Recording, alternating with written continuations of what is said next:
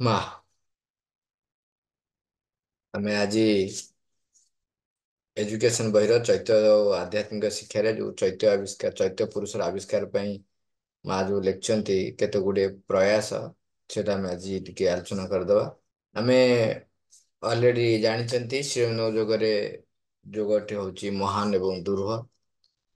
ତେଣୁ ମା ଲେଖୁଛନ୍ତି ମୁଁ ଆଗରୁ ଯାହା କହିଛି ଏହି ଉପଲବ୍ଧିରେ ପହଞ୍ଚିବାର ପଥ ଦୀର୍ଘ ଏବଂ ଦୁରୂହ, ସମସ୍ୟା ସଂକୁଳ ଓ ନାନା ବାଧା ବିପତ୍ତିରେ ପୂର୍ଣ୍ଣ।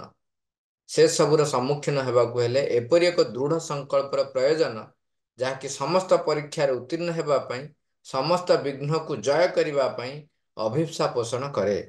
ଏହା ଯେପରି ଜଣେ ଆବିଷ୍କାରକର କୌଣସି ଅଗମ୍ୟ ଓ ଦୁର୍ଭେଦ୍ୟ ଅରଣ୍ୟ ଭିତରେ ଦେଇ ଯାତ୍ରା, ଏକ ଅଜଣା ରାଜ୍ୟର ସନ୍ଧାନରେ, ଏକ ମହାନ ଆବିଷ୍କାରର ଲକ୍ଷ୍ୟରେ।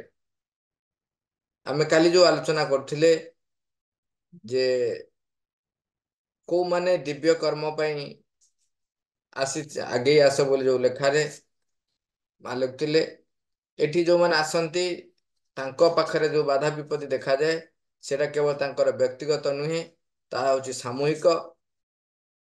ତେଣୁ ରୂପାନ୍ତର ଯୁଗରେ ଆମେ ଯେତେବେଳେ ପାଦ ଦଉଛେ ଆମେ ସେତେବେଳେ ବିଶ୍ୱ ଶକ୍ତି ସହିତ ଆମର ସମ୍ମୁଖୀନ ହଉଛି ଆମେ, ବା ବିଶ୍ୱ ସତ୍ତା ସହିତ, ବିଶ୍ୱ ଶକ୍ତି ସହିତ, ଭିନ୍ନ ଭିନ୍ନ ପ୍ରକାରର ଶକ୍ତିର ଯୋଉ ଖେଳ ରହିଛି ତାଙ୍କ ସହିତ ଆମର ଯୁଦ୍ଧ ହଉଛି।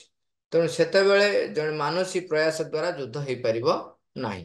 ସେଇଥିପାଇଁ ବାରମ୍ବାର ଶ୍ରୀଅଙ୍ଗ ମନେ ପକେଇ ଦେଇଛନ୍ତି ଯେ ତୁମର ବ୍ୟକ୍ତିଗତ ପ୍ରୟାସ ଦରକାର। କଣ ପାଇଁ ଦରକାର? ନା ମାଙ୍କ ପାଖରେ ନିଜକୁ ସମର୍ପଣ କରିବା ପାଇଁ। ତାହେଲେ ଅନ୍ୟ ଯାହା କରିବାର ଅଛି ତାହା ତୁମ ଦ୍ୱାରା ହେଇପାରିବ ନାହିଁ, ତାହା କେବଳ ମାଙ୍କ ଦ୍ୱାରା ହେଇପାରିବ। ତେଣୁ ଆମର କାର୍ଯ୍ୟ ହଉଛି ମାଙ୍କ ପାଖରେ ଆମେ କେମିତି ନିଜକୁ ଦେଇଦବା। ସେ ଆରମ୍ଭରେ କହୁଛନ୍ତି ଯେ ଏହି ଉପଲବ୍ଧିରେ ପହଞ୍ଚିବାର ପଥ ଦୀର୍ଘ ଏବଂ ଦୁରୂହ, ସମସ୍ୟା ସଂକୁଳ, ନାନା ବାଧା ବିପତ୍ତିରେ ପୂର୍ଣ୍ଣ। ତେଣୁ ଏଇ ଯୋଉ ଅଜଣା ରାଜ୍ୟର ସନ୍ଧାନରେ ଆମେ ଯେତେବେଳେ ଯିବା ସେତେବେଳେ ଏକ ମହାନ ଆବିଷ୍କାରର ଲକ୍ଷ୍ୟରେ ଆମେ ଯୋଉ ଯାଉଛନ୍ତି, ସେଥିପାଇଁ ପ୍ରଥମ ପଦକ୍ଷେପ ହଉଛି ଚୈତ୍ୟ ପୁରୁଷର ଆବିଷ୍କାର। ସେଥିପାଇଁ ମା ଲେଖୁଛନ୍ତି ଚୈତ୍ୟ ପୁରୁଷର ଆବିଷ୍କାର ଏହିପରି ଏକ ମହାନ ଆବିଷ୍କାର, ଏକ ନୂତନ ଦେଶର ଆବିଷ୍କାର ପରି ଏ କ୍ଷେତ୍ରରେ ମଧ୍ୟ ସମାନ ସାହସ, ଧୈର୍ଯ୍ୟ ଓ ସହିଷ୍ଣୁତା ଆବଶ୍ୟକ। ଏଥିପାଇଁ ପ୍ରୟାସ କରିବାକୁ ଯେଉଁମାନେ ଦୃଢ ପ୍ରତିଜ୍ଞ, ଏହି କେତେକ ଉପଦେଶ ସେମାନଙ୍କ ପାଇଁ ଉପଯୋଗୀ ହୋଇପାରେ। ମନେ ପକେଇବା, ମାମୁଁ ଆମକୁ ବାରମ୍ବାର କହୁଥିଲେ, ଆମେ ତ ପ୍ରାୟ ସମୟରେ ମାମୁଙ୍କ ପାଖରୁ ସେଇଟା ଶୁଣିଥିଲେ, ଯେତେବେଳେ ଗୌତମ ବୁଦ୍ଧ ରାଜକୁମାର ହେଇ ଅଛନ୍ତି, ତପସ୍ୱୀ ହେଇନାହାନ୍ତି, ସେତେବେଳେ ତାଙ୍କର ଜାତକ ଦେଖି ଯେତେବେଳେ ତାଙ୍କର ପିତା ସୁଧୋଧନଙ୍କୁ କହୁଛନ୍ତି ଜ୍ୟୋତିଷ ପଣ୍ଡିତ ମହାଶୟ, ସେ କହୁଛନ୍ତି ଆଙ୍କ ଜାତକ ଯାହା ଲେଖା କହୁଛି ଇଏ ଆଇଦର ମହାନ ସମ୍ରାଟ ହେବେ ନହେଲେ ବିରାଟ ତପସ୍ୱୀ ହେବେ, ବିରାଟ ତପସ୍ୱୀ ହେବେ। ତେଣୁ ତାମାନେ ମହାନ ସମ୍ରାଟ ହବା ପାଇଁ ଯେମିତି ଯୋଗ୍ୟତା, ଯାହା ଜଣେ ବିରାଟ ତପସ୍ୱୀ ହବା ପାଇଁ ମଧ୍ୟ ଯୋଗ୍ୟତା ସେଇଭଳି ଦରକାର, ସେତିକି ଦରକାର। କାହିଁକି ନା ସେଥିରେ ଯୋଉ ଅସୀମ ସାହସ, ଧୈର୍ଯ୍ୟ, ସହିଷ୍ଣୁତା, ନିଷ୍ଠାପର ଭାବରେ ଲାଗି ରହିବା, ଯେ ପର୍ଯ୍ୟନ୍ତ ବିଜୟ ହାସଲ ନ ହେଇଛି ସେ ପର୍ଯ୍ୟନ୍ତ ସମ୍ରାଟ ଯେପରି କେବେ ହାର ମାନେ ନାହିଁ, ସେ ଯୁଦ୍ଧ କରିଚାଲେ, ଗୋଟିଏ ପରେ ଗୋଟିଏ ରାଜ୍ୟ ଜୟ କରିବାର ପ୍ରୟାସ କରିଚାଲେ ଏବଂ ସେ ଆଗେଇ ଚାଲେ ସେଇ ବିଜୟ ପଥରେ। ସେଇଭଳି ଭାବରେ ଯେତେବେଳେ ଜଣେ ବିରାଟ ତପସ୍ୱୀ ବା ମହାନ ତପସ୍ୱୀ ବା ଜଣେ ସାଧକ ଯେତେବେଳେ ସାଧନା ପଥରେ ଆଗେଇବ, ସେତେବେଳେ ତା ପାଖକୁ ଅନେକ ଶକ୍ତିର ଆକ୍ରମଣ ଆସି ପହଞ୍ଚିବ, ସେ ତାକୁ ସମ୍ମୁଖୀନ ହବ, ତା ଉପରେ ବିଜୟ ହାସଲ କରିବ, ଆଗେଇ ଆଗେଇ ଚାଲିବ। ତେଣୁ ଦୁଇ ଜଣଙ୍କ ପାଇଁ ସମାନ ପ୍ରକାରର ପ୍ରୟାସ, ସାମର୍ଥ୍ୟ, ଦକ୍ଷତା ଏସବୁ ଦରକାର। ତେଣୁ ଆମର ପ୍ରଥମ ପଦକ୍ଷେପ, ଯଦି ଆମେ ଚୈତ୍ୟ ପୁରୁଷ ଆବିଷ୍କାର କରୁଛୁ ଯିଏ ଆମ ଭିତରେ ରହିଛନ୍ତି, ସିଏ ମାଙ୍କ ସହିତ ସିଧାସଳଖ ସମ୍ପର୍କ ରଖନ୍ତି ଏବଂ ମାଙ୍କୁ ସିଏ ଅବିକୃତ ଭାବରେ ପରିପ୍ରକାଶ କରିବାରେ ସାହାଯ୍ୟ କରନ୍ତି। ତେଣୁ ଆମେ ଚୈତ୍ୟ ପୁରୁଷକୁ ଯଦି ଆବିଷ୍କାର କରିଦେଲେ ତାହେଲେ ମନ ପ୍ରାଣ ଶରୀରକୁ ଚୈତ୍ୟ ସତ୍ତା ଦ୍ୱାରା ପରିଚାଳିତ କରିବା ପାଇଁ ମଣ କରିଦେଲେ, ତାହେଲେ ଆମେ ମାଙ୍କ ପାଖରୁ ଯୋଉ ନିର୍ଦ୍ଦେଶ, ଯୋଉ ପ୍ରେରଣା, ଯୋଉ ଶକ୍ତି, ଯୋଉ ଆଲୋକ ଆସିବ, ତାହାକୁ ଆମେ ଅବିକୃତ ଭାବରେ ପରିପ୍ରକାଶ କରିବା ପାଇଁ ସମର୍ଥ ହେବା। ତାପରେ ତାଙ୍କ ଦାୟିତ୍ୱ ସିଏ ରୂପାନ୍ତର କରିବେ। ତେଣୁ ସେଥିପାଇଁ ଆମକୁ ପ୍ରସ୍ତୁତି କଣ କରିବାକୁ ପଡିବ? ମା ଲେଖୁଛନ୍ତି, ମୁଁ କେତେ ଗୁଡେ କଥା ଉପଯୋଗୀ ପ୍ରୟାସ କରିବା ପାଇଁ କହିବି, ତୁମେ ସେଥିରେ ଯଦି ଲାଗିବ, ଏଗୁଡା ତୁମ ପାଇଁ ଉପଯୋଗୀ ହବ ଚୈତ୍ୟ ପୁରୁଷକୁ ଆବିଷ୍କାର କରିବା ପାଇଁ। ଏବଂ ଆମେ ଆଉ ଥରେ କହି ରଖୁଛି, ଯେତେବେଳେ ଅତି ମାନସ ଶକ୍ତିର ପ୍ରଭାବରେ ପୃଥିବୀ ପୃଷ୍ଠର ବାତାବରଣ ଭିତରେ ଅନେକ କାର୍ଯ୍ୟ ପ୍ରକୃତି କରିଚାଲିଛି, ତା ଭିତରେ ଆମେ ଯଦି ସହଯୋଗ କରିବା ତାହେଲେ ଆଗେଇବା, ନହେଲେ ପଶ୍ଚାତଗାମୀ ଆମର, ଯେମିତି କହନ୍ତି ନା, ସତ୍ୟ ଅଥବା ରସାତଳଗାମୀ ଆମର ରସାତଳଗାମୀ ହବ। ତାପରେ ବି ଏଠି କୁହାହେଇଛି, ଆମେ ଦେଖିବା। ମା କହୁଛନ୍ତି ପ୍ରଥମ ଏବଂ ସବୁଠାରୁ ଗୁରୁତ୍ୱପୂର୍ଣ୍ଣ ବିଷୟ, ଯାହାକୁ କେବେ ବି ଭୁଲିବା କଥା ନୁହେଁ, ତାହା ହଉଛି ମନ ଦ୍ୱାରା ଆଧ୍ୟାତ୍ମିକ ବିଷୟ ସବୁକୁ ବିଚାର କରିବା ସମ୍ପୂର୍ଣ୍ଣ ଅସମ୍ଭବ। ସେଇଥିପାଇଁ କହୁଛନ୍ତି ତମକୁ କଣ କରିବାକୁ ପଡିବ ନା, ଯୋଗ ପଥରେ ଅଗ୍ରସର ହେବାକୁ ହେଲେ ସମସ୍ତ ପ୍ରକାରର ମାନସିକ ବିଚାର, ମାନସିକ କ୍ରିୟା ପ୍ରତିକ୍ରିୟା ଓ ମତାମତ ଆଦିରୁ ବିରତ ରହିବା ଏକାନ୍ତ ଅପରିହାର୍ଯ୍ୟ। କଣ କହିଲେ? ଏକାନ୍ତ ଅପରିହାର୍ଯ୍ୟ। ଏକାନ୍ତ ଅପରିହାର୍ଯ୍ୟ, ଅପରିହାର୍ଯ୍ୟ ଆମେ ଜାଣୁଛୁ ଯେ ସେଟା ହଉଛି ନିହାତି ଆବଶ୍ୟକ, ସେଟା ଆମେ ଜାଣୁଛନ୍ତି। କିନ୍ତୁ ତା ସହିତ ମା ଆଉ ଗୋଟିଏ କଥା ଯୋଡୁଛନ୍ତି, କଣ ନା, ଏକାନ୍ତ ଅପରିହାର୍ଯ୍ୟ। ଇଏ ଯେମିତି କହନ୍ତିନି, ଅଧିକ ବିଶ୍ଳେଷଣ ଦେବାର ଉଦ୍ଦେଶ୍ୟ ହଉଛି ଯେ କେତେ ଗୁରୁତ୍ୱପୂର୍ଣ୍ଣ ତାକୁ ଦେଖେଇବା। ତେଣୁ ଏ କେବଳ ଅପରିହାର୍ଯ୍ୟ, ଏକାନ୍ତ ଅପରିହାର୍ଯ୍ୟ। କାହିଁକି ନା, ମନର ଜ୍ଞାନ ହଉଛି ସୀମିତ। ଆମେ ଜାଣିଛନ୍ତି ମନ କେତିକି ଜାଣିଛି, ଏଇ ଯୋଉ ଜନ୍ମରେ ମନ ଯେତିକି ବିଶ୍ୱ ମନୋରଞ୍ଜନ ମନ ନେଇକି ଆସିଛି, ସିଏ ଯାହା ପାଠ ପଢିଲା, ଯୋଉ ଲୋକମାନଙ୍କ ସମ୍ପର୍କରେ ଆସିଲା, ଯେତିକି ଜ୍ଞାନ ହାସଲ ହେଇଛି, ତାର ଗୋଟେ ଚିନ୍ତା କରିବାର ଗୋଟେ ଦିଗ ରହିଛି।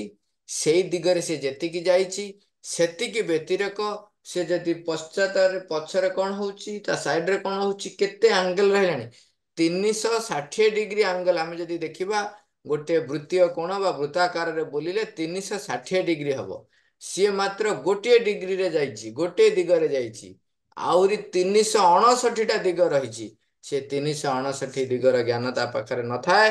ତେଣୁ ସିଏ ଯଦି ମାତ୍ର ଗୋଟିଏ ଦିଗ ଜାଣିବ, ତେବେ ଆଉ 359 ଦିଗ ନ ଜାଣିକିରି ଆଧ୍ୟାତ୍ମିକ ବିଷୟ, ଯୋଉଟା କି ଇଏ 360 ଡିଗ୍ରୀ ଠାରୁ ଆହୁରି ଉର୍ଦ୍ଧ୍ୱରେ, ସିଏ ବିଶ୍ୱାତୀତ ଭାବରେ ଯିଏ କାର୍ଯ୍ୟ କରୁଛି, ଯୋଉ ଶକ୍ତି, ତାକୁ ବୁଝିବାକୁ ସେ ସମର୍ଥ କେମିତି ହବ? ବେଶୀ ଆଉ ଏକ୍ସାମ୍ପଲ ଆମେ ନ ଯାଇ ଆମେ ସିଧାସଳଖ ଯିବା, କାହିଁକିନା ଆମେ ଛୋଟ ଛୋଟ କଥା ଏଟା ବୁଝିପାରୁଛନ୍ତି। ଆମେ ପ୍ରୟାସ କରିବା, ଅନେକ ଘଟଣାରେ ଆମେ ନିଜସ୍ୱ ମତାମତକୁ ଜାହିର କରୁ, ସେ ଜାହିରରୁ ଆମେ ଯେମିତି ମୁକୁଳିବା। ଆମର ବିଚାର ପ୍ରକ୍ରିୟା ଯୋଉଟା ରହିଛି, ସେଥିପାଇଁ ତାକୁ ଆମେ ଅବିଶ୍ୱାସ କରିବା ସବୁବେଳେ। ଆମର ବିଚାର ପ୍ରକ୍ରିୟାକୁ ସବୁବେଳେ ଆମେ କହିବା ଯେ ଏଇଟା ମାତ୍ର ଗୋଟିଏ ବିଚାର, ଏହା ଯେ ସମ୍ପୂର୍ଣ୍ଣ ସଠିକ ନ ହେଇପାରେ, ସତ୍ୟ ତ ଆଦୌ ନ ହେଇପାରେ। କାହିଁକି ନା, ଯେ ପର୍ଯ୍ୟନ୍ତ ଆମର ମାଙ୍କ ସହିତ ସିଧାସଳଖ ସମ୍ପର୍କ ନ ହେଇଛି, ସେ ପର୍ଯ୍ୟନ୍ତ ଆମେ ଯାହା ପ୍ରକାଶ କରୁଛେ, ତାହା ସତ୍ୟ ଉନ୍ମୁଖୀ, ତା ସତ୍ୟ ଉନ୍ମୁଖୀ ହେଇପାରେ, ସତ୍ୟ ଦିଗକୁ ହେଇପାରେ, କିନ୍ତୁ ତାହା ପୂର୍ଣ୍ଣ ସତ୍ୟ ବୋଲି ଆମେ କହିପାରିବା ନାହିଁ। ସିଏ ଆମକୁ ପରିଚାଳିତ କରୁଛନ୍ତି, ସିଏ ଆମକୁ ବ୍ୟବହାର କରୁଛନ୍ତି, ଆମ ଅଜାଣତରେ ଆମେ ବ୍ୟବହୃତ ହଉଛେ। କିନ୍ତୁ ଆମେ କହିବା ନାହିଁ ଯେ ମୋ ଯୋଉ ମତାମତ, ମୁଁ ଯୋଉ କ୍ରିୟା ପ୍ରତିକ୍ରିୟା ଯାହା ଭିତରେ ଆସୁଛି, ସେଇଟା ହିଁ ହଉଛି ସଠିକ। ତାକୁ ନଛୋଟ ବନ୍ଧାଇ ବାନ୍ଧିକି ରଖିବି ଏବଂ ତାର ପରିଣାମ ମତେ ଭୋଗିବା ପାଇଁ ମୁଁ ପ୍ରସ୍ତୁତ ଥିବି। ତାର ପରିଣାମ ହଉଛି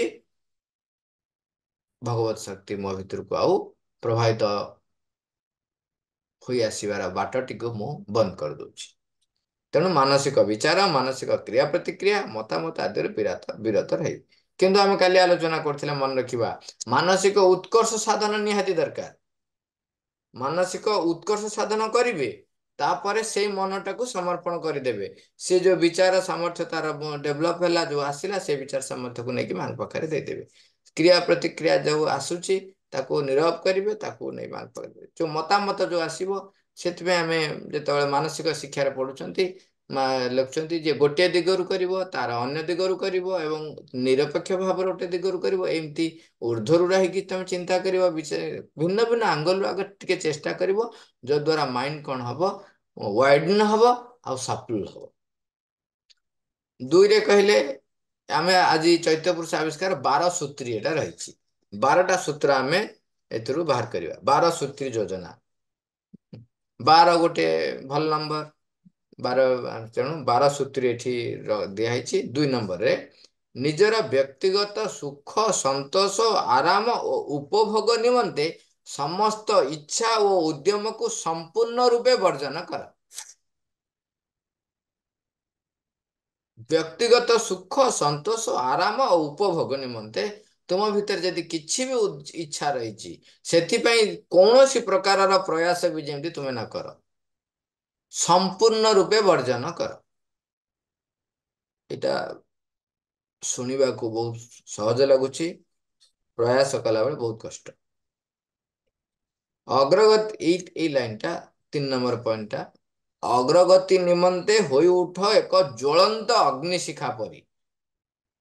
ମାନେ ଅଗ୍ନିଶିଖା, ଜ୍ୱଳନ୍ତ ଅଗ୍ନିଶିଖା ଯେତେବେଳେ ଊର୍ଦ୍ଧ୍ୱକୁ ଲେଲିହମାନ ହେଇକି ତା ଶିଖାଟିକୁ ଉଠେଇ ନେଇ ଚାଲେ, ସେତେବେଳେ ତା ସମ୍ମୁଖରେ ଯାହା ପଡ଼ିବ, ତା ସମ୍ମୁଖରେ ଯାହା ପଡ଼ିବ, ତାକୁ ସେ ଜାଳିକି ଭସ୍ମୀଭୂତ କରିଦବ। ଯାହା ପଡ଼ିବ, ଆଉ ସେ କେବେ ତଳକୁ ଆସିବନି, ଉଠି ଚାଲିଥିବ ଉପରୁ, ପୁରା ଏମିତି ଖାଲି ସବୁବେଳେ ଏମିତି ଏମିତି ହଲୁଥିବ ଏବଂ ଉପରକୁ ଉଠି ଚାଲିଥିବ।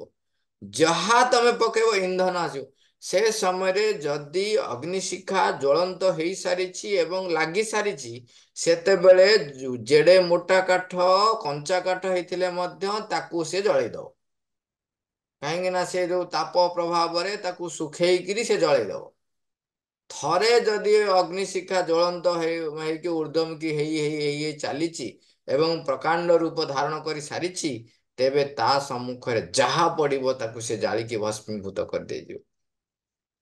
କହୁଛନ୍ତି, ଅଗ୍ରଗତି ନିମନ୍ତେ ହୋଇ ଉଠ ଏକ ଜ୍ୱଳନ୍ତ ଅଗ୍ନିଶିଖା ପରି। ତୁମ ନିକଟକୁ ଯାହା ବି ଆସୁନା କାହିଁକି, ତାକୁ ଅଗ୍ରଗତି ନିମନ୍ତେ ସହାୟକ ବୋଲି ଗ୍ରହଣ କର ଓ ଅବିଳମ୍ବେ ଆବଶ୍ୟକ ପ୍ରଗତି ସାଧନ କର। ଅବିଳମ୍ବେ, ଯେମିତି ଅଗ୍ନିଶିଖାରେ ଯାହା ପଡ଼ିଲେ ସେ ତାକୁ ଭସ୍ମୀଭୂତ କରିଦଉଛି, ତେଣୁ ଆମ ସମ୍ମୁଖକୁ ଯାହା ଆସୁଛି, ଦୁଃଖ ଆସୁଛି, ବାଧା ବିପତ୍ତି ଆସୁଛି, ସୁଖ ଆସୁଛି, ଆନନ୍ଦ ଆସୁଛି, କିଏ ମତେ ନିନ୍ଦା କରୁଛି, କିଏ ମତେ ପ୍ରଶଂସା କରୁଛି, ବିରାଟ ଏକ ପରିସ୍ଥିତି ସୃଷ୍ଟି ହେଇଛି, ଯୋଉଠିକି ଲାଗୁଛି ଯେମିତି ସତେ ସତିକା ମୋର ସହଯୋଗୀ କେହି ନାହାନ୍ତି, ମତେ ଏକା ଯିବାକୁ ପଡ଼ିବ। ସେତେବେଳେ ମଧ୍ୟ ସେଇ ଯୋଉ ପରିସ୍ଥିତିଟି ତିଆରି ହେଇଛି, ତା ଭିତରେ ତାକୁ ସହାୟକ ବୋଲି ଗ୍ରହଣ କରିକି କେମିତି ତାକୁ ବ୍ୟବହାର କରିକି ଆଗେଇ ଯିବ। ଯେକୌଣସି ଘଟଣା, ମନେ କରାଯାଉ ହଠାତ୍ ହଠାତ୍ ତମେ କିଛି ଜାଣିନ, ଗୋଟେ ନୂଆ କାମ କରିବାକୁ କୁହାହେଲା, ଯୋଉ କାମ ବିଷୟରେ ତମର ଆଦୌ ଜ୍ଞାନ ନାହିଁ, ପୂର୍ବ ପ୍ରସ୍ତୁତି ତ ଆଦୌ ନାହିଁ, ଜ୍ଞାନ ନାହିଁ, ପୂର୍ବ ପ୍ରସ୍ତୁତି ନାହିଁ, ସେ ବିଷୟରେ କିଛି ଜାଣିନ, ନୂଆ କଥା ଦିଆଗଲା। ତେଣୁ ସେତେବେଳେ ଆମେ ବେଳେ ବେଳେ କଣ ହଉ, ବ୍ୟସ୍ତ ହେଇ ପଡୁ, ବିବ୍ରତ ହଉ, ବିରକ୍ତ ବି ହଉ।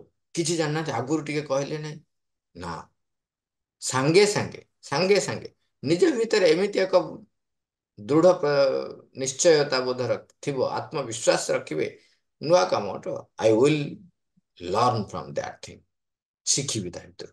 ଏଇ ଯୋଉ ମନୋଭାବ ନେଇକି ତାକୁ ସହାୟକ, ସେଥିପାଇଁ ତାକୁ ସିଏ ହେଇଯିବ ସହାୟକ, ତେଣୁ ତାକୁ ଗ୍ରହଣ କରିକିରି ଆଗେଇଛି। 4 ନମ୍ବର ପଏଣ୍ଟ କରୁଛନ୍ତି, ତୁମେ କରୁଥିବା ସମସ୍ତ କାର୍ଯ୍ୟରୁ ତୃପ୍ତି ପାଇବାକୁ ଚେଷ୍ଟା କର, କିନ୍ତୁ ତୃପ୍ତି ପାଇବା ପାଇଁ କୌଣସି କାର୍ଯ୍ୟ କର ନାହିଁ।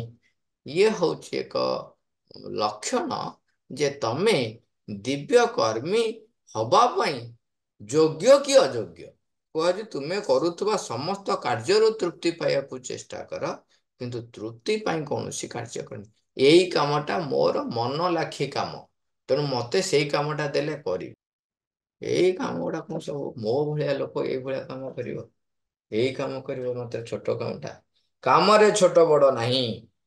କୋଉ ମନୋଭାବରେ କାମ କରୁଛ, ସେ କାମଟିକୁ ତୁମର ଅଗ୍ରଗତି ପାଇଁ ତୁମେ କେତେ ଗ୍ରହଣ କରୁଛ, ତାହା ନିର୍ଭର କରୁଛି ତୁମର ଆଧ୍ୟାତ୍ମିକ ଅଗ୍ରଗତି କେତିକି ହବ।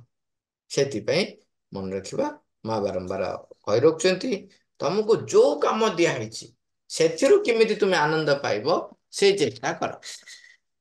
ସେଇ ଚେଷ୍ଟା ତୁମେ ସେଇ ଚେଷ୍ଟା ତୁମେ କର। ତୁମେ ତମକୁ ଯୋଉଟା ଭଲ ଲାଗିବ ସେ କାମ କର।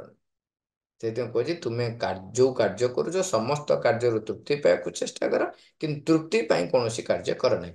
ଏଇ ୟା ପୂର୍ବରୁ ଏଇ କର୍ମ ବିଷୟରେ ଆମେ ଅନ୍ୟ ଜାଗାରେ ବି ପଢିଛନ୍ତି। ମା ଲେଖିଛନ୍ତି, ତୁମକୁ ଯୋଉ କାମ ଦିଆହଉଛି ସାଙ୍ଗେ ସାଙ୍ଗେ ସ୍ୱାଗତ କର ଏବଂ ସେ କାର୍ଯ୍ୟରେ ତୁମର ସମସ୍ତ ସର୍ବୋତ୍ତମ ପ୍ରଚେଷ୍ଟାକୁ, ସର୍ବୋତ୍ତମ ଶକ୍ତିକୁ ବ୍ୟବହାର କରିକି ସେଥିରେ ଲାଗିଯାଅ କାମରେ। ଯଦି ତୁମେ ପୁରା କାମ କରି କରି ଫାଇନାଲ କରି ଆସିଥିଲ, ମୁଣ୍ଡି ମାରିବାକୁ ଯାଉଛ, କିନ୍ତୁ ତୁମ ହାତରୁ ସେ କାମଟିକୁ ଛଡେଇ ନିଆଗଲା ଏବଂ ଅନ୍ୟ ଜଣଙ୍କୁ ଦିଆଗଲା, କୌଣସି ପ୍ରକାରର ତୁମ ଭିତରେ ପ୍ରତିକ୍ରିୟା ଯେପରି ସୃଷ୍ଟି ନ ହୁଏ, କିଛି ନାହିଁ। ଆଉ କିଏ ଜଣେ ମୁଣ୍ଡି ମାରିଦେଇକି ନା ନବ, ନଇଯାଉ, ନା ନଉ, ତାହେଲେ ତୁମେ ଦିବ୍ୟ କର୍ମୀ ପାଇଁ ଯୋଗ୍ୟ ହେଲଣି। ତୁମ ଭିତରେ ଦେଇକି ବର୍ତ୍ତମାନ ମା ତାଙ୍କର କାର୍ଯ୍ୟ କରିବା ପାଇଁ ପ୍ରସ୍ତୁତ ହେବେ, କାହିଁକି ନା ଆଧାର ପ୍ରସ୍ତୁତ ହେଇଗଲା। 5 ନମ୍ବର, କେବେ ବି ଉତ୍ତେଜିତ, ଭୀତ ବା ବିଚଳିତ ହୁଅ ନାହିଁ। ଯାହା ଆସୁନା କାହିଁକି, ଯେକୌଣସି ଅବସ୍ଥାରେ ଓ ଯେକୌଣସି ବିଷୟରେ ସମ୍ପୂର୍ଣ୍ଣ ଶାନ୍ତ ରୁହ। ତଥାପି ଅଗ୍ରସର ଦିଗରେ କଣ ବାକି ରହିଛି ସେ ସମ୍ପର୍କରେ ଜାଗ୍ରତ ରୁହ ଓ କାଳ ବିଳମ୍ବ ନକରି ତାହା ସାଧନ କର। ଉତ୍ତେଜିତ ହବନି, ଭୀତ ହବନି, ବିଚଳିତ ହବ ନାହିଁ, ଶାନ୍ତ ରହିବ। ଏଇ ଲାଷ୍ଟ ଲାଇନ ଟାକୁ ଭଲରେ ମିଳେ, କଣ କହିଲେ, ଅଗ୍ରସର ଦିଗରେ କଣ ବାକି ରହିଛି ସେ ସମ୍ପର୍କରେ ଜାଗ୍ରତ ରୁହ। ଖାଲି ତାପର ବାକ୍ୟଟା ତା ମନେ ରଖିବ, କାଳ ବିଳମ୍ବ ନ କରି ତାହା ସାଧନ କର, ମାନେ ସାଙ୍ଗେ ସାଙ୍ଗେ ଚେଷ୍ଟାରେ କଦାପି ତୁମେ ଟିକିଏ ବି ଢିଲା ଦିଅ ନାହିଁ। ମା 6 ନମ୍ବର ପଏଣ୍ଟରେ ମା ଲେଖୁଛନ୍ତି, କେବଳ ବାହ୍ୟ ରୂପକୁ ଦେଖି କୌଣସି ଘଟଣାର ବିଚାର କରିବ ନାହିଁ। ସେଗୁଡ଼ିକ ବରାବର ଅନ୍ୟ କିଛିକୁ ପ୍ରକାଶ କରିବା ନିମନ୍ତେ ଏକ ଅପାରଗ ଚେଷ୍ଟା ମାତ୍ର। ମାତ୍ର ତାହା ଭିତରେ ଯେଉଁ ପ୍ରକୃତ ସତ୍ୟ ରହିଥାଏ ତାହା ତୁମର ଅଗଭୀର ବିଚାର ବୁଦ୍ଧିର ସମ୍ପୂର୍ଣ୍ଣ ଅଗମ୍ୟ। ତେଣୁ ବାହାରରୁ କୌଣସି ଘଟଣା ଦେଖି କିଛି ବିଚାର କରିବ ନାହିଁ। କିଏ କେତିକି ଅଗ୍ରଗତି କରିଛି, କିଏ ସେଟା କିଛି ଜାଣିନାହିଁ, କିଛି ତାର ହେଇନି, ପୁରା ଗୁଡବକ୍, ଆଉ ମୁଁ ବହୁତ ପଢିଲିଣି, ମୁଁ ବହୁତ ଜ୍ଞାନୀ ହେଲିଣି, ମୋର ବହୁତ ଅଛି, ଏଇଭଳି ଭାବରେ ଅନ୍ୟ କୌଣସି ଘଟଣାକୁ ବି ଦେଖିକି, କୌଣସି ବାହ୍ୟ ରୂପକୁ ଦେଖି କୌଣସି ଘଟଣା ବିଚାର କରେନି। କଣ ହଉଛି ନା, ବାଟରେ ବର୍ତ୍ତମାନ ସେଇଟା ବହୁତ ଉପଯୋଗୀ ଟିଭି। ବାଟରେ କୌଣସି କାରଣରୁ ଯଦି ଆପଣ ଦେଖିଲେ ପୁଅ ଝିଅ ଦୁଇଟି ସାଙ୍ଗ ହିଁ ଯାଉଛନ୍ତି, ସାଙ୍ଗେ ସାଙ୍ଗେ ଆମେ ତାଙ୍କୁ ଥଟ୍ଟା କରିବା ଏବଂ ଭିନ୍ନ ଏକ ଦୃଷ୍ଟିରେ ତାକୁ ଦେଖିବାକୁ ଆମେ ସାଙ୍ଗେ ସାଙ୍ଗେ ଆମ ଭିତରେ ବିଚାର ଆସିଯାଏ, ଗୋଟେ ସାଙ୍ଗେ ସାଙ୍ଗେ ଆସିଯାଏ। ତେଣୁ ସେଠି ଆମେ ମନେ ରଖିବା, କାହିଁକି ସେମାନେ ଭାଇ ଭଉଣୀ ହେଇନଥିବେ, ଏଇ କଳ୍ପନା ଆମ ଭିତରେ ପଶେ ନାହିଁ। ସାଙ୍ଗେ ସାଙ୍ଗେ ବାହ୍ୟ ରୂପକୁ ଦେଖି କୌଣସି ଘଟଣା ବିଷୟ କରିବେ। ଏଇଠି ଗୋଟେ ମଜା କଥାଟା ଦେଖନ୍ତୁ, ଜଣକୁ ଆଶ୍ରମରେ ଜର ହେଇଥାଏ, ସେ ଭାରି ଦେହ ବହୁତ ଖରାପ ଅଛି, ଜ୍ୱରରେ ଟେମ୍ପରେଚର, ମାନେ ଦେହରେ ବହୁତ ଟେମ୍ପରେଚର, ଦେହ ହାତ ଇଏ ହଉଛି, ସେଥିରେ ସେ ଆସିଛି ମାଙ୍କ ପାଖକୁ। ସିଏ ପ୍ରାର୍ଥନା କରୁଛି, ମା, ମାନେ ଭିତରେ ଭିତରେ ପ୍ରାର୍ଥନା ତା ଚାଲିଛି ଯେ ମା ମତେ ଟିକେ ଏଇ ଯୋଉ ଅସୁସ୍ଥତା ଅଛି, ଅସୁସ୍ଥତାରୁ ମତେ ଟିକେ ମୁକ୍ତ କର। ସେ ମାଙ୍କ ପାଖକୁ ଆସିଲା ବେଳକୁ ମା ତାକୁ ଗୋଟେ ତା ଗାଲ ଚାପୁଡାଟେ ପକେଇ, ଟିକେ ଗୋଟେ ଚାପୁଡାଟେ, ମାନେ ସିଏ କାନ୍ଦ କାନ୍ଦ, ମାନେ ସିଏ ବିକଳ ହେଇକି ତା ଦେହ ଖରାପ ପାଇଁ ମାଙ୍କୁ ପ୍ରାର୍ଥନା କରୁଛି, କିନ୍ତୁ ମା ତାକୁ ଗୋଟେ ଶକ୍ତ ଚାପୁଡାଟେ ତା ଗାଲକୁ ବସେଇଦେଲା। ବାହ୍ୟ ଘଟଣା ଦେଖି ଆମେ ବିଚାର କରିବା, ଦେଖ ମା କେଡେ ଅବିବେକୀ, ଗୋଟେ ଏକରେ ଛୁଆ, ଆରେ ଆମେ ବୟସରେ ଯେତେ ବଡ ହଉ ମା ପାଖରେ ଛୁଆ ନା। ମାଙ୍କ ଦର୍ଶନ ପାଇଁ ସେ ଆସିଛି, ଦେହ ଖରାପ ସତ୍ତ୍ୱେ ଆସିଛି, ତାକୁ ବରଂ ଟିକେ କୋଳ କରିକିରି ଆଉଁସି ଦବା କଥା, ତମେ ତା କଣ କରୁଛ, କଷିକି ତା ଗାଲକୁ ଗୋଟେ ଚଟକଣି। ସିଏ ବିଚରା କାନ୍ଦା ବୋବାଳି ହେଇ ଗାଲକୁ ଆଉଁସି ଆଉଁସି ଆଉଁସି ଘର କରେ। ଘରକୁ ଯାଇ ପହଞ୍ଚିଲା ବେଳକୁ ତା ଘରେ ଦେଖିକି ଆଶ୍ଚର୍ଯ୍ୟ, ସେ କଣ ବିନ୍ଦାସରେ ଚାଲିଚୁଲି ଯାଉଛି, କଣ ଇଏ ହେଇଛି, ତା ଦେହ କଣ ଜର ଫର କିଛି ନାହିଁ। ସେତେବେଳେ ସେ ଅନୁଭବ କରୁଛି ସେ ଯୋଉ ଚାପୁଡାଟା ପ୍ରଭାବ ଫଳରେ ତା ଭିତରୁ ଟୋଟାଲି ଜର କୁଆଡେ ଭାଗିସ୍। ସେ ଯୋଉ ବାହ୍ୟ ଘଟଣା ଦେଖି ଯଦି ଆମେ ବିଚାର କରିବା, ଏଇ ତ ଅସମ୍ଭବ। ମାଙ୍କୁ ତ ବିଚାର, ସେଇଥିପାଇଁ କହୁଥିଲା ମନ ଦ୍ୱାରା ଆଧ୍ୟାତ୍ମ ବିଷୟ ସବୁ ବିଚାର କରିବନି। ତାପରେ 7 ନମ୍ବରରେ କହୁଛନ୍ତି, କାହାର ଆଚାର ବ୍ୟବହାର ସମ୍ପର୍କରେ କୌଣସି ଅଭିଯୋଗ କରିବ ନାହିଁ। କାହିଁକି ନା ଯଦି ତାର ସେଇ ସ୍ୱଭାବ ଯୋଗୁ, ଯୋଉ ସ୍ୱଭାବ ଯୋଗୁ ତାର ଆଚରଣଟି ଏଇଭଳି ହେଇଛି, ତାକୁ ବଦଳାଇ ଦେବାର କ୍ଷମତା ଯଦି ତୁମ ପାଖରେ ନାହିଁ, ତାହେଲେ ତୁମେ ଅଭିଯୋଗ କରିବ। ଯଦି ଅଛି ତାହେଲେ ଅଭିଯୋଗ କରିବା ପରେ ତାକୁ ବଦଳେଇ ଦିଅ। ଆଉ ଯଦି ନାହିଁ ତାହେଲେ ଅଭିଯୋଗ କାହିଁକି କରିବ? ଆରେ ନିଜେ ତ କରିପାରିବନି, କାହିଁକି ବାହାସ୍ପଟ ମାରିବ ତାକୁ କହିବ? ଯଦି ସାମର୍ଥ୍ୟ ଅଛି ବଦଳେଇ ଦିଅ, ଯଦି ସାମର୍ଥ୍ୟ ନାହିଁ ଅଭିଯୋଗ କାହିଁ କରିବ? ତେଣୁ କାହାର ଆଚାର ବ୍ୟବହାର ସମ୍ପର୍କରେ କୌଣସି ଅଭିଯୋଗ କରିବ ନାହିଁ। ମା, ତୁମେ ଯାହା ବି କର ନା କାହିଁକି, 8 ନମ୍ବର ପଏଣ୍ଟ, ତୁମେ ଯାହା ବି କର ନା କାହିଁକି ନିଜ ଆଗରେ ଯେଉଁ ଲକ୍ଷ୍ୟ ରଖିଛ ତାହା କେବେ ବି ଭୁଲି ଯାଅ ନାହିଁ। ଏହି ମହାନ ଆବିଷ୍କାର ସାଧନାରେ ଛୋଟ ବା ବଡ ବୋଲି କିଛି ନାହିଁ। ତା ପର ଶବ୍ଦ ଗୁଡାକ କଣ କହିଲେ? ସବୁ ଗୁଡ଼ିକ ସମାନ ଭାବରେ ଗୁରୁତ୍ୱପୂର୍ଣ୍ଣ ଏବଂ ତୁମର ସାଫଲ୍ୟକୁ ତ୍ୱରାନ୍ୱିତ କରିବାରେ ସହାୟକ ହୁଅନ୍ତି କିମ୍ବା ବିଳମ୍ବ ଘଟାନ୍ତି। ତାମାନେ ଏଠି କାହିଁ ଲେଖିଲେ ବିଳମ୍ବ ଘଟାନ୍ତି? ତାମାନେ ଆମେ ମନୁଷ୍ୟ ଜଗତରେ ଯୋଉ ଆମେ ମଣିଷ ମାନେ ରହିଛୁ, ଯଦି ଆସ୍ପିରେସନ ବା ଆସ୍ପୃହା କରୁନାହୁଁ, ତାହେଲେ ମାଙ୍କ କାମକୁ ବିଳମ୍ବ କରିବାରେ ଆମେ ସହାୟକ ବି ହଉ।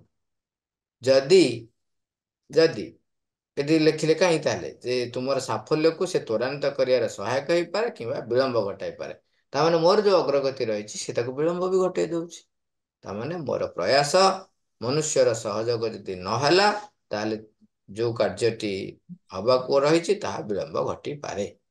9 ନମ୍ବରରେ, ତେଣୁ ଭୋଜନ କଥା କହିଲେ, ଯେତେବେଳେ ତମେ ଭୋଜନ କରିବାକୁ ଯାଉଛ, ଭୋଜନ ପୂର୍ବରୁ କିଛି କ୍ଷଣ ତୁମେ ଅଭିପ୍ସା କରିବ। କଣ ଅଭିପ୍ସା କରିବ? ଏକାଗ୍ର ଅଭିପ୍ସା କରିବ। କଣ ନା ତୁମେ ଯେଉଁ ଖାଦ୍ୟ ଗ୍ରହଣ କରୁଛ ତାହା ତୁମ ଶରୀରକୁ ଏପରି ଉପାଦାନ ଆଣିଦଉ, ଯାହାକି ତୁମର ସେଇ ମହାନ ଆବିଷ୍କାର ନିମନ୍ତେ ଉଦ୍ୟମର ସୁଦୃଢ ଭିତ୍ତି ସ୍ୱରୂପ ହବ ଏବଂ ସେ ଦିଗରେ ଅଧ୍ୟବସାୟ ନିମନ୍ତେ ଶକ୍ତି ସଞ୍ଚାର କରିବ, ଆବଶ୍ୟକ ଶକ୍ତି ସଞ୍ଚାର କରିବ।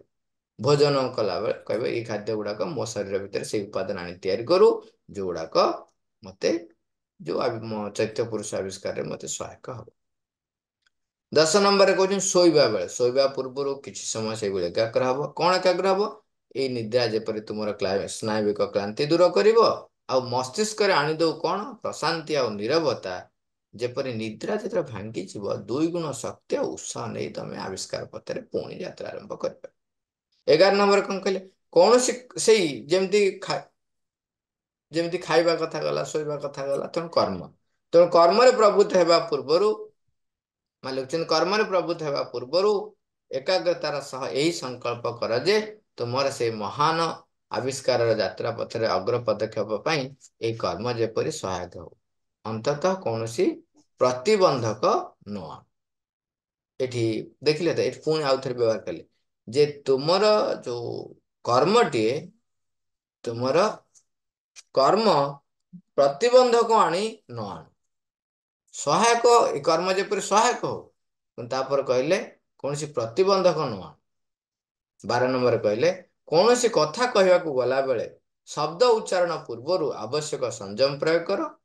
କେବଳ ନିତାନ୍ତ ପ୍ରୟୋଜନୀୟ କଥା ବ୍ୟତୀତ ଅନ୍ୟ କିଛି କହ ନାହିଁ, ଯାହାକି ତୁମର ସେଇ ମହାନ ଆବିଷ୍କାର ପଥରେ କୌଣସି ଅନ୍ତରାୟ ସୃଷ୍ଟି କରିବ।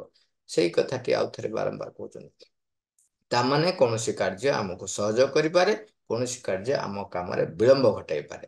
ସେଥିପାଇଁ ଲେଖିଲେ କଥା କହିଲା ବେଳେ ସଂଯମ ଆଚରଣ କରିବ, ଯଦ୍ୱାରା ସେଇ ମହାନ ଆବିଷ୍କାର ପଥରେ ସାହାଯ୍ୟ ହବ, ଯେପରି ତା ଅନ୍ତରାୟ ସୃଷ୍ଟି ନ କରିବ। ସେ ପ୍ରତି ଆମକୁ ଲକ୍ଷ୍ୟ ଦେବାକୁ ପଡ଼ିବ। ତେଣୁ ଆମେ ଲକ୍ଷ୍ୟ ଆଉ ଉଦ୍ଦେଶ୍ୟ କେବେ ଭୁଲିବା ନାହିଁ, ଆଉ କାର୍ଯ୍ୟ ଭିତରେ ଆମେ ଯେପରି ଲାଗି ରହିବା। ପ୍ରତିଟି ଗତିବିଧି ଆମକୁ ଯେମିତି ସଞ୍ଚାଳିତ କରିବ, ପ୍ରଭାବିତ କରିବ, କେବଳ ମାଙ୍କ ଦିଗରେ ନବା ପାଇଁ। ମା